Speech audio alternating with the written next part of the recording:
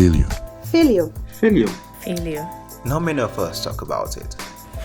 Some people don't even like hearing.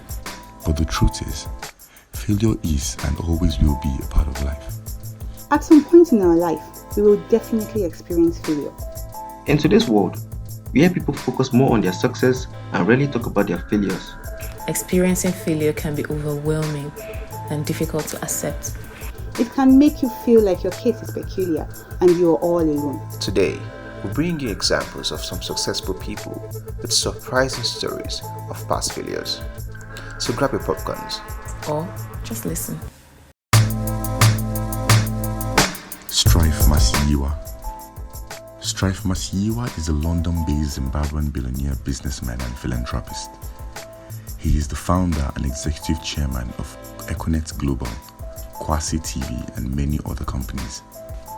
He ran into major problems when the Zimbabwean government of Robert Mugabe refused to give him a license to operate his business, known as Econet Wireless. Masiyiwa appealed to the Constitutional Court of Zimbabwe on the basis that the refusal constituted a violation of freedom of expression. The Zimbabwean court, then one of the most respected on the continent, ruled in his favor after a 5-year legal battle, which took him to the brink of bankruptcy.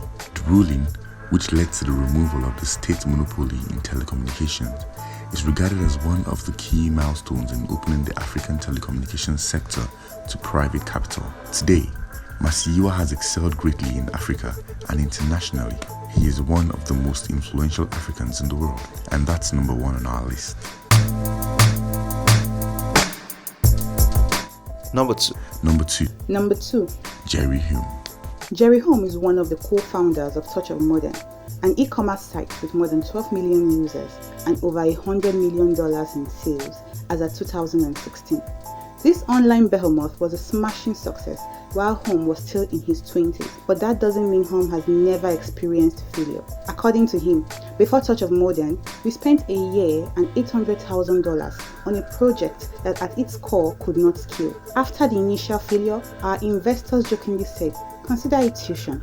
We mingled along for a year, slowly bleeding money.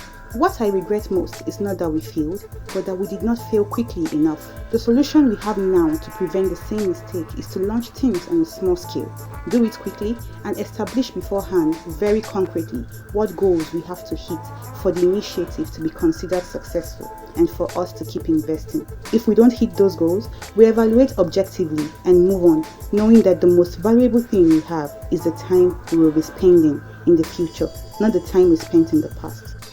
Such wise words. Over to number 3. Catherine Minshew. Catherine Minshew was told no 148 times. Wow, 148. What?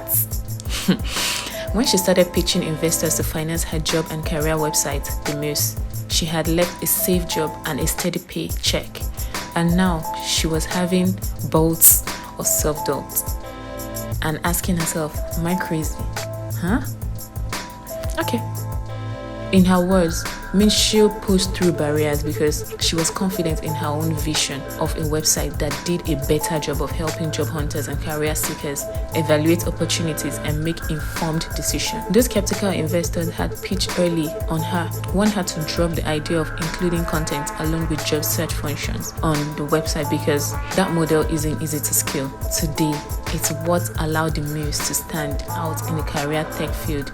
She says, 50 million people come to the Muse every year. Many of them find us through the content before they did the job search and recruiting platforms. Now let's come back home. Let's come back home. Number 4.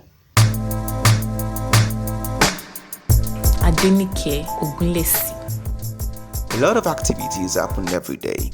People head to work, take walks, go to the market, hit the gym, stop at a restaurant to have a meal or two, and do several other things. In the middle of all this was a woman trying to sell some clothes from the boot of her car.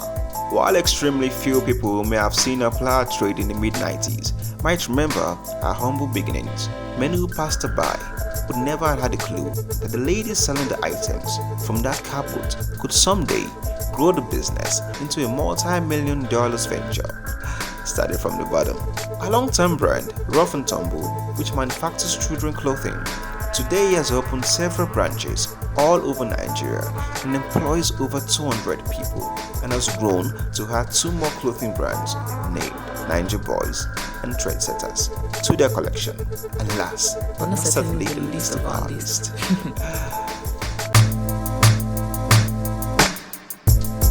Ijeoma Ndukwe. After failing at her boutique business, which she ran for almost 8 years, Ijeoma Ndukwe went to God and asked for directions, and the idea of packaging and selling pap dropped in her mind. Wait. Pap? Pap? As in Ogi, Akamu. Today, Ijeoma, popularly called Nwanyi Akamu, is the CEO of Bubes Pap and is worth millions of naira. Yeah? Who says pap isn't a good business after all? Well, moving on. Other popular examples include Ibukun Awushika, Oprah Winfrey, Fred Smith, Ariana Huffington, Soikiru Onda, Milton Hershey, and many others. From all of these examples, we can see that failure is part of the journey to success. While we do not and should not celebrate our failures, it is important we learn the lessons, move on, and work harder after any episode of failure. We should not allow our failure hold us down and prevent us from trying again and again. Because you fail means you can make them. Remember, he who fails today lives to succeed another day. So keep moving. Keep moving. So keep moving on. As in, we move.